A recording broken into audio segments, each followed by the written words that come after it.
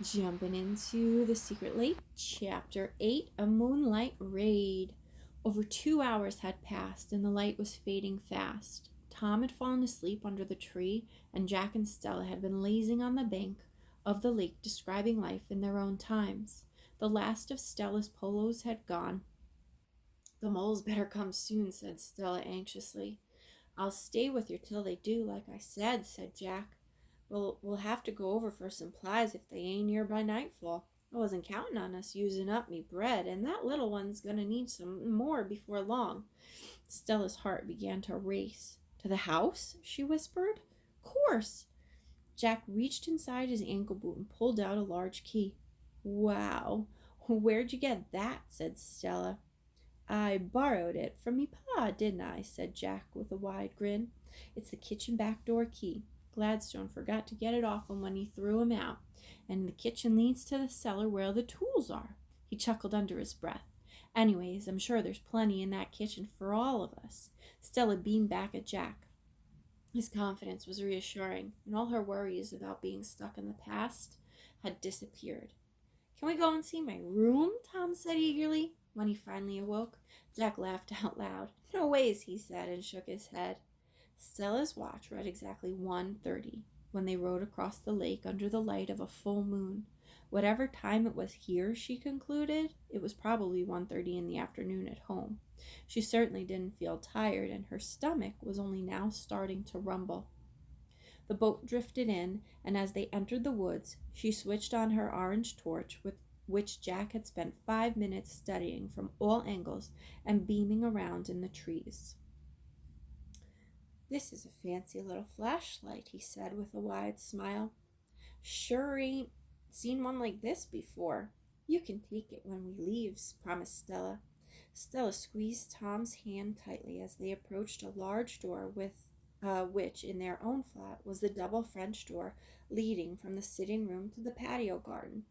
Jack pulled the key from his boot and seconds later slipped it quietly in.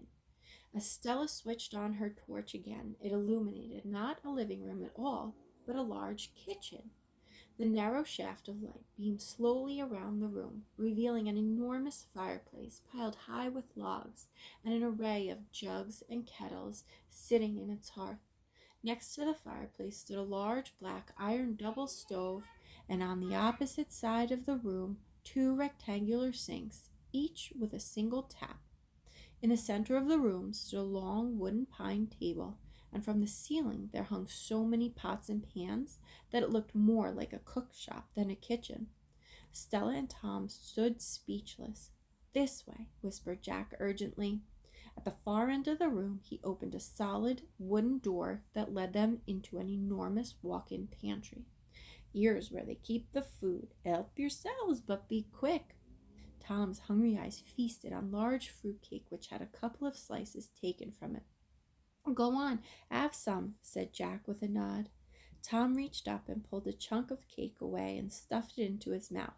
Stella, meanwhile, found a lump of cheese under a dish and some more bread in a wicker basket. She took a bite of the cheese, then tied the rest inside Tom's treasure rag, while Jack stuffed apples and pears into his pockets. This'll do, Jack whispered sharply. Let's go. But Tom, with his tummy satisfied, had other ideas. I'm not going until I see my room, he murmured solemnly. Stella fixed her torch beam and a nasty glare on him. Tom, she whispered crossly, do you want to get us caught? I don't care, he muttered through clenched teeth. Seeing his arms folded, an unblinking gaze, and both feet planted squarely on the ground, Stella knew they were on to a lost cause. Jack, can we show him? She pleaded in a whisper. He won't leave if we don't. Jack shook his head and smiled. Your little one's got nerve. I likes that. Let's go then, but be quiet. Jack led the way through a door that Tom and Stella didn't recognize from their own home, but soon they found themselves climbing a familiar staircase toward the front door. The walls of the main hallway were adorned with large, heavily framed paintings whose subject matter Stella couldn't make out. Jack was now heading for another set of stairs she didn't recognize.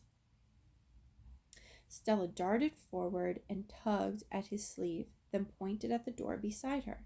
"This ain't a bedroom," he whispered. Stella nodded vigorously, then pointed at Tom. Jack gave a puzzled frown. The door was ajar and creaked so loud when they pushed it open that they all froze. Nothing stirred except the hollow tick of a clock somewhere in the hallway above. Quietly, they stepped inside, and Stella switched on her torch. As the beam lit up the room, Tom's mouth fell open. His bedroom was in fact a dining room, and one fit for kings and queens at that. In the center of the room, which spanned the width of both his and Stella's bedrooms, was a vast mahogany dining table, complete with 3 sets of silver candelabras placed evenly in a line down the middle. The table was surrounded by about 20 crimson velvet high-backed chairs, and above it hung an enormous chandelier which shimmered silently in the moonlight filtering in through the shutters. A vast and elaborate gilt-framed mirror hung over what was, of course, his fireplace, which stood at one end of the table. Either side of the fireplace and on all other walls, huge portraits of the Gladstone family looked down on them. "Look over there," whispered Stella, giggling under her hand. Tom looked across to see a portrait of a young girl with a puppy on her lap. A small plaque at the bottom read, "E. M. Gladstone." "That's Emma and Harry," whispered Tom. Tom and Stella had just completed a silent circuit of the room when a distant floorboard creaked. Stella snapped off her torch. "Quick," whispered Jack, turning for the door, but it was too late. The footsteps quickened across the hallway above toward the top of the stairs. Jack glanced around in desperation. His eyes rested on the fireplace. "Up here," he whispered, darting across the room. "Do as I say and don't breathe a word." Jack ducked his head under and up inside the chimney breast. Tom and Stella followed. "Feel up high. There's a ledge. Now cling on and pull your feet onto the bricks sticking out. I'll help 'em, little one." Stella reached for the ledge and pulled herself up inside the chimney breast, resting her feet on the bricks below, which jutted out just out of sight of the room. Jack, meanwhile, hoisted Tom up, and soon all 3 were clinging to the inside of the dark chimney flue, while occasional clouds of soot dusted down on them. The footsteps drew nearer, and as they all looked down, a dim light ebbed into the hearth below before slowly fading away along with the sound of the steps. "Fiddle, he's gone down," whispered Jack. "We're gonna have to wait till he comes up, and if he's going for something to eat, we're all done for." Whoever it was downstairs was taking a long time going about their business. Stella, bored with waiting, flicked on the torch, almost making everyone fall into the fireplace. "One of Pa's chimneys. Nice brickwork, eh?" whispered Jack proudly. Stella beamed the light up the narrow flue. "Shine the light over there, will ya?" Stella obliged. "There it is. J for Jacob. That's me Pa's sign, always in the same place." Tom, ever thoughtful, had an idea. "Can I write my name?" he whispered eagerly. You're a clever nipper, you is. Use this." Jack pulled out the house key and passed it over. Tom dug hard into the brickwork and had soon engraved a lopsided letter T. "Someone's coming," whispered Stella, clicking off the torch. Tom slipped the key into his pocket and grasped back onto the ledge. They all glanced down, holding their breath, as the fireplace was once again flooded with orange light. Tom, who was suddenly starting to sweat, wasn't sure he could hang on much longer. Soon dust covered his hair, his eyelashes, and his nose, which now began to twitch with a sneeze. Already his grip was loosening, but he was determined not to be the one to let them down. Then one final twitch and, "Lucy, Stella, Tom, are you in here?" A child's urgent whisper cut across the darkness. Tom's sneeze evaporated just at the moment his foot slipped and his grip on the ledge gave way. Crash! Down he landed in a heap in the fireplace, where he found himself nose to toe with a small pink foot. Slowly he stuck his head out. The foot belonged to Emma. "Tom," she gasped, cupping her hand around her candle, "what are you doing up in the chimney?" Tom scrambled out, amidst clouds of black soot, which quickly found a home on her long white nightgown. Emma gave him a broad grin.